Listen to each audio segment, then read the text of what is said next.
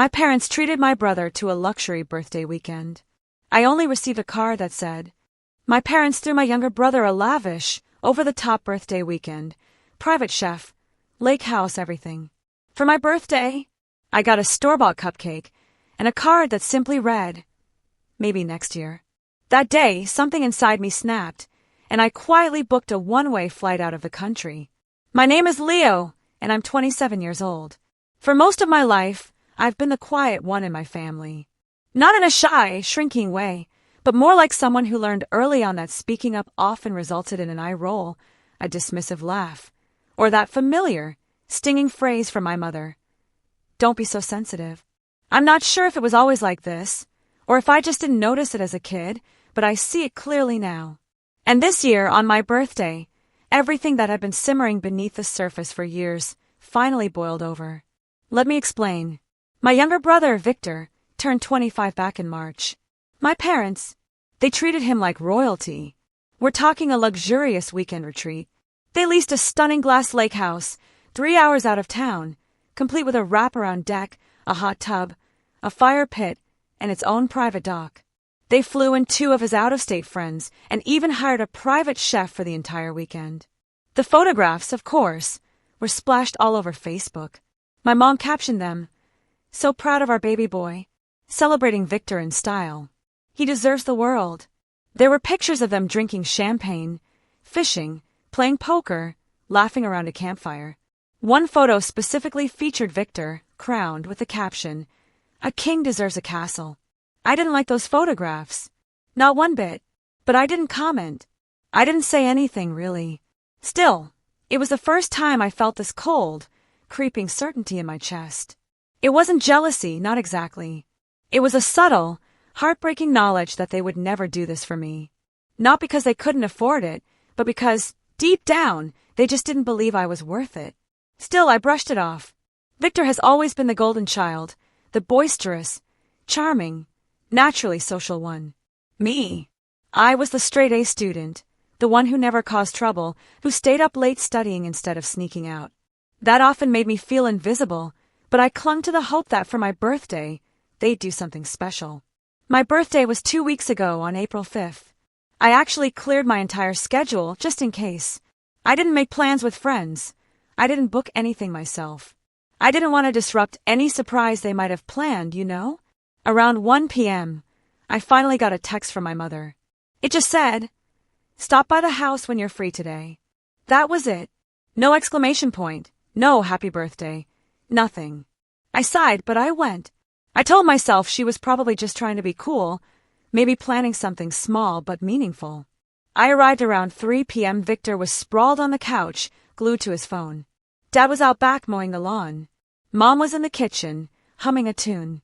When she saw me, she gave me a casual grin, like I just stopped in on any random Tuesday.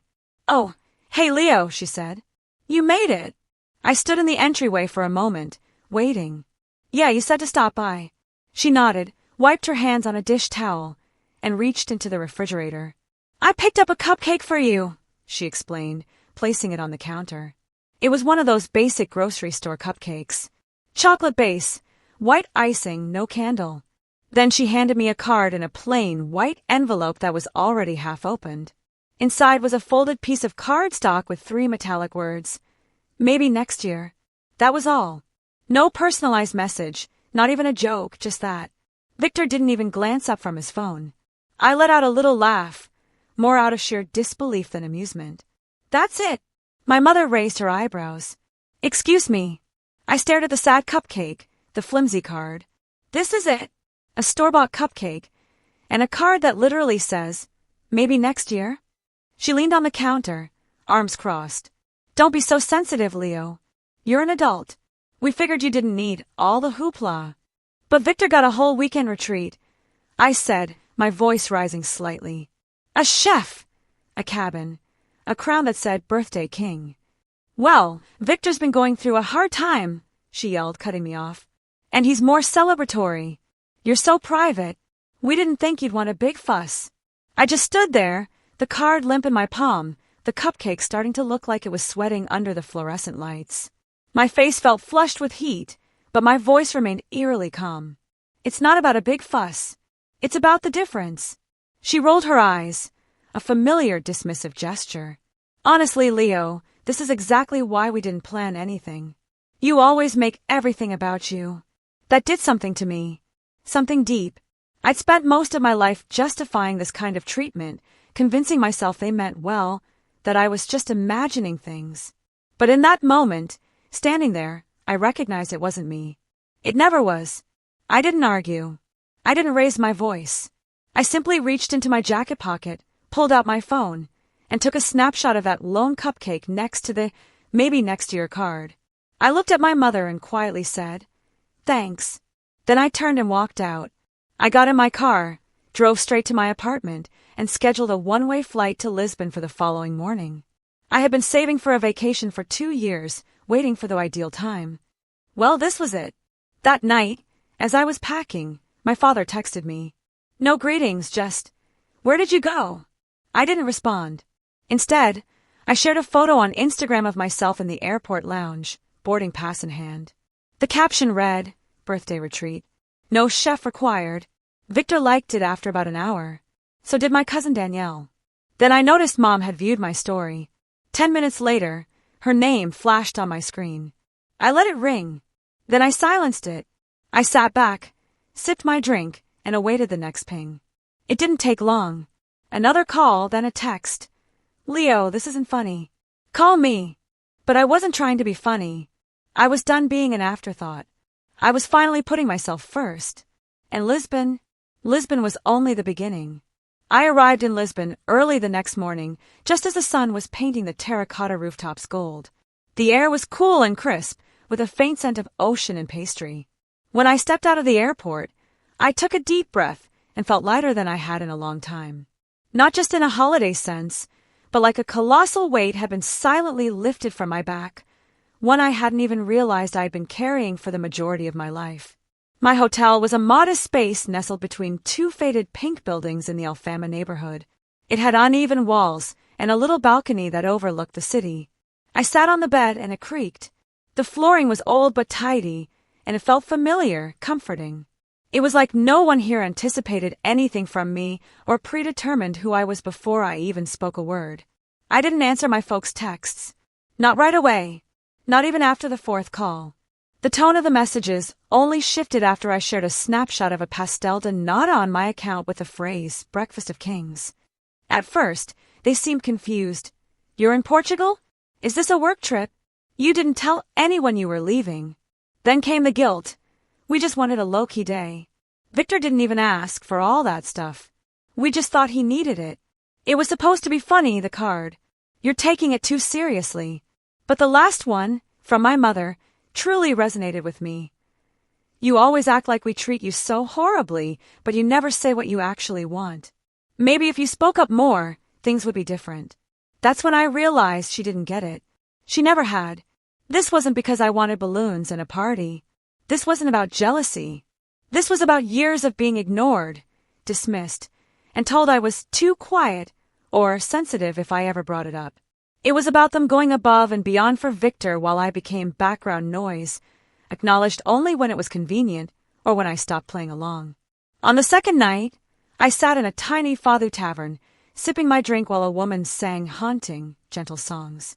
I stared at my phone, her voice a poignant backdrop, and finally texted my father back. My message was simple. I went somewhere I mattered. I didn't hear back immediately, but the next day, I received a group message. It was from Victor. "Dude, what is going on? Mom's freaking out. She thinks you're disappearing or something. She's calling every cousin asking where you are. And why are you being so dramatic? It was just a cupcake. Grow up." I didn't respond to that one either. Instead, I browsed Airbnb and extended my stay. 2 more weeks. I started developing lists of what I wanted to see, maybe even visit Spain. I hadn't even informed my employer that I would be gone for this long. But after years of not using my vacation days, they owed me, and I owed it to myself.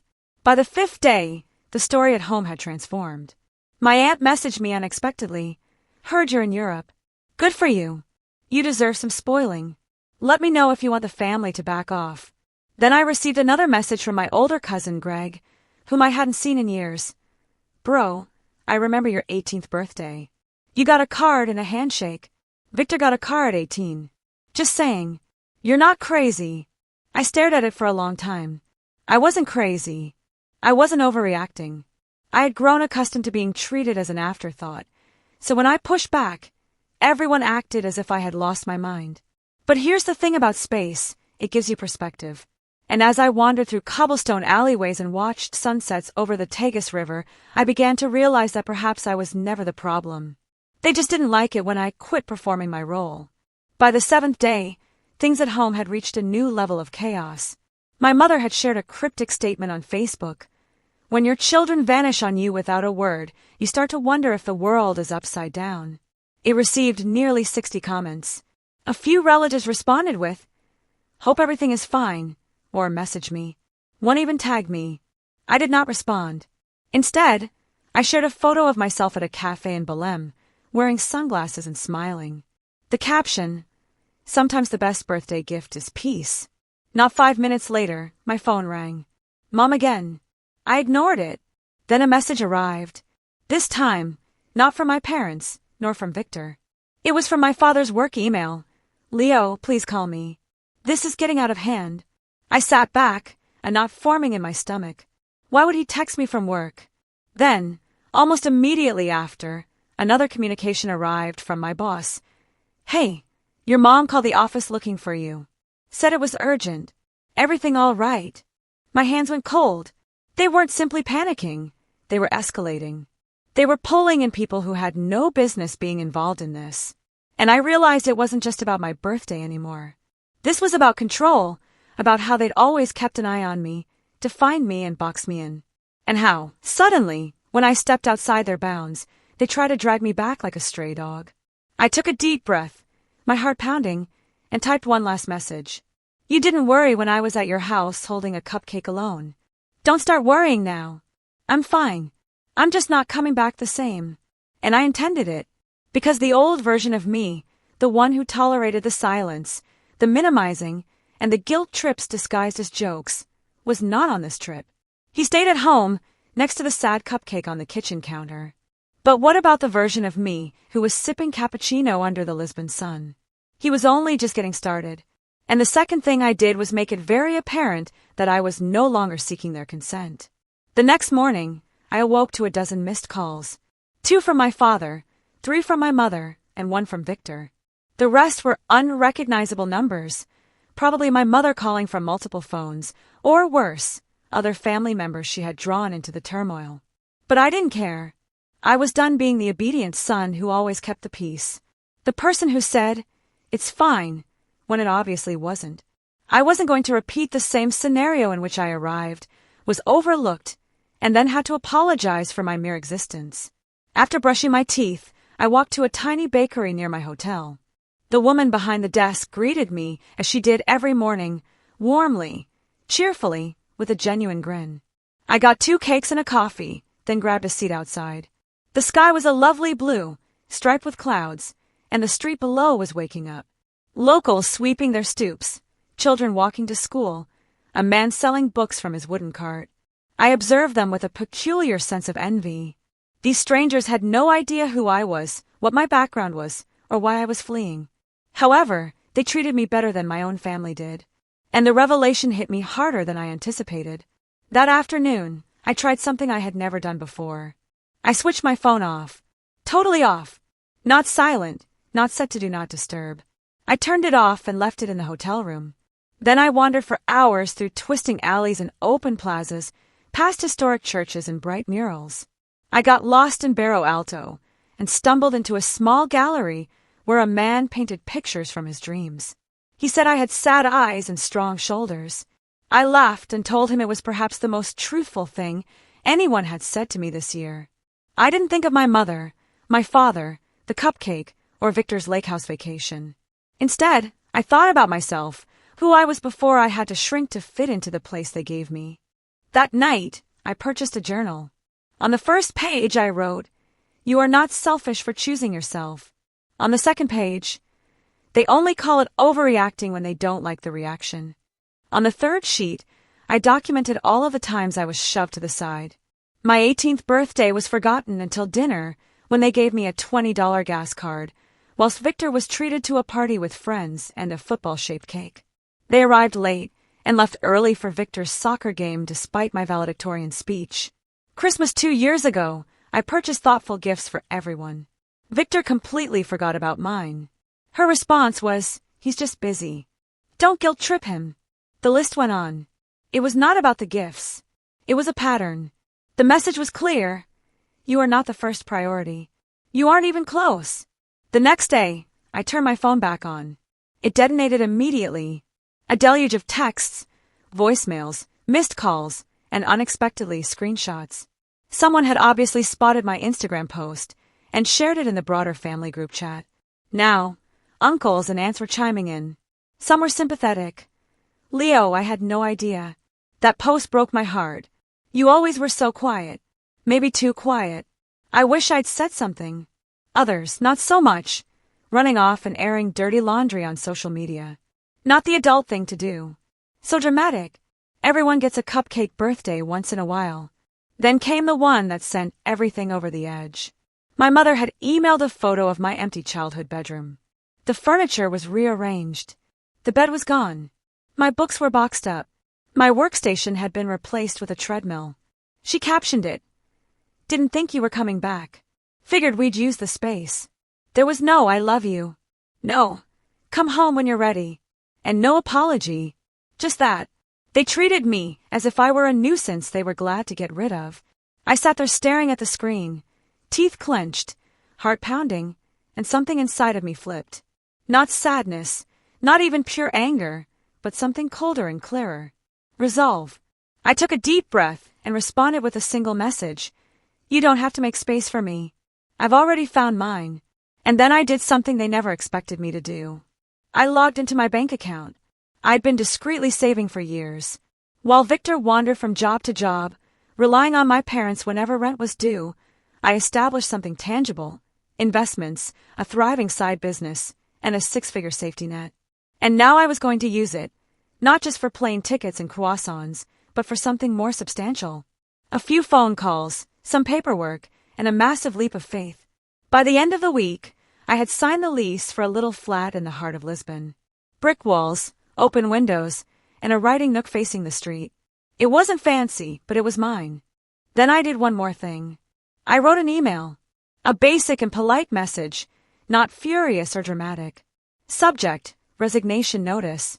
I said I was looking for new chances abroad and thanked them for everything. I didn't mention my mother, her calls to the office, or how humiliating that was, but I believe my supervisor understood. She responded 15 minutes later, "We'll miss you, Leo, but good for you. Go live your life." And that was all. The ties were cut. No more calendar reminders for family birthdays that I'd forget about. No more turning up out of obligation. There would be no more explanations for why I didn't put in more effort. I had worked tirelessly for years to be quiet, patient, and nice. And I was finished. But just when I believed the story had achieved a quiet, serene conclusion, just when I thought they would finally let it go, something occurred. Something that drew me right back in. Something that made all the previous calls, shame, and stillness seem like child's play in comparison. And when I discovered what they did next, I realized they weren't just trying to get me home. They were attempting to eliminate me. I found out on a random Thursday morning. I just finished a walk along the waterfront, coffee in hand, sun on my back. Life was quieter now, more still. I'd adapted to the pace of Lisbon as if it were always mine. No more checking my phone every few minutes. No more jumping at the sound of a buzz or pondering what kind of guilt trip would follow. I had learned to dwell in the space between breaths, to sit silently without needing to fill it. But that morning, I received an email from Jason, an old college acquaintance. We hadn't spoken in almost a year, but I remembered him being friendly with Victor once. The subject line was short. "Saw this. Thought you should know." The email contained simply one sentence. "Your brother posted this." Below it, a screenshot of Victor's Facebook post. The caption read, "Family isn't about who runs off when things get hard. It's about who stays. I'm proud to be here helping Mom and Dad rebuild after Leo's betrayal." There was a photograph underneath it. My old room, freshly overpainted with a sterile beige. The bookshelves were cleared. My college diploma, which had hung on the far wall for years, was gone. In its place was a framed photograph of Victor shaking hands with a local business owner. The caption under that image read, "New Beginnings." The comments were far worse. "Aunt Marissa's greeting. So proud of you for stepping up. Leo always was different. Shamey, my cousin's wife, couldn't just talk to the family. Vanishing like that. Immature." And then the kicker, from my own mother. "Sometimes the prodigal son doesn't return, but the son who stays builds the future." My hands went numb. I read the sentences 5, 6, 7 times. They weren't simply deleting me from the room. They were altering the story. Suddenly, I wasn't the calm, steady one who maintained the peace. I was the son who ran, the one who left them behind, the one who did not care. Victor wasn't the golden boy anymore. He was the rescuer, the martyr, the one who stayed to assist mom and dad during their difficult time. A difficult time which, I might add, they made for themselves. But this is what impacted me the hardest. They knew I would not defend myself publicly. They were banking on it. They knew I despised drama, confrontation, and spectacle. They expected me to watch calmly from across the seas as they changed the truth. That's when I made my decision. No more silence. No more disappearing to maintain the peace. I opened my laptop and started typing. I did not write a harsh or nasty post. That is not who I am. But I wrote the truth, calmly, carefully, like someone laying down receipts after years of being questioned. I posted it with no photograph, just words. For those who have heard a story about me, here is mine. I didn't run away. I did not abandon anyone. I just quit trying to gain the affection and respect that should have come naturally from the folks who reared me. On my brother's birthday, our parents leased a lake house, hired a special chef, and treated him royally. On mine, I got a solitary store-bought cupcake and a card that said, "Maybe next year." When I communicated my pain, I was told I was being overly sensitive. I photographed the present, quietly left, and booked a flight to Lisbon. That decision was not a temper tantrum. It was a boundary. 4 years, I fulfilled the role they required. Quiet, helpful, low maintenance. I watched as my milestones were skipped, my triumphs were minimized, and my emotions were discarded. And still I remained loyal. I gave them the benefit of the doubt. I showed up until I discovered that showing up for people who don't show up for you is not honorable. It is self-abandonment. I've gotten dozens of texts since my departure. Some are kind, while others are harsh. To those who say I should have just spoken up, I did multiple times. It didn't really matter until I stopped playing along. I don't want pity. I don't need applause. I just want the truth to exist somewhere, free of guilt trips and half-truths. I did not run.